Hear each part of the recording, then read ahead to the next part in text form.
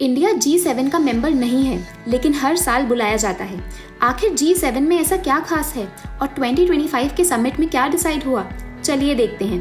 51st G7 summit हुआ Canada के कैनेनास्किस में और इंडिया एक बार फिर से इनवाइट हुआ एज एन आउटरीच पार्टनर। पिछले 6 सालों से इंडिया लगातार बुलाया जा रहा है और अब तक 12 बार G7 समिट्स में पार्टिसिपेट कर चुका है। G7 यानी ग्रुप ऑफ 7 दुनिया की टॉप 7 डेवलप्ड इकोनॉमीज का एक इनफॉर्मल ग्रुप है। US, UK, France, Germany, Italy, Japan और कनाडा। यूरोपियन यूनियन एक नॉन एन्यूमरेटेड मेंबर के रूप में रेगुलरली पार्टिसिपेट करता है, लेकिन हर समिट में कुछ गेस्ट नेशंस भी होते हैं जिन्हें होस्ट कंट्री ग्लोबल प्रायोरिटीज और रीजनल बैलेंस के बेसिस पे बुलाती है, जैसे इंडिया।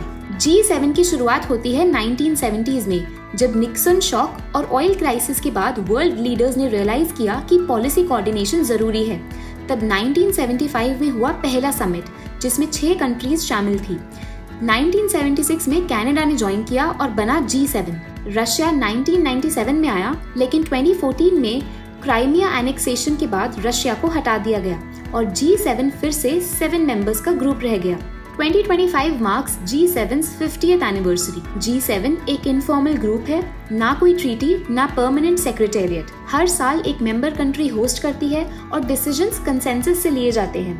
कोई बाइंडिंग पावर नहीं है, लेकिन इन्फ्लुएंस काफी बड़ी है, क्योंकि G7 कंट्रीज मिलकर ग्लोबल जीडीपी का 40% और वर्ल्ड पॉपुलेशन का सिर्फ 10% रिप्रेजेंट करती हैं। 51st G7 समिट के कुछ की आउटकम्स सामने आए हैं, जैसे Kananaskis Wildfire Charter to address wildfire threats, Critical Minerals Action Plan to diversify critical mineral production, World Bank-led RISE partnership for inclusive supply chains, transnational repression condemnation, and commitment to prevent migrant smuggling. Is it time for G7 to become G8 with India on board?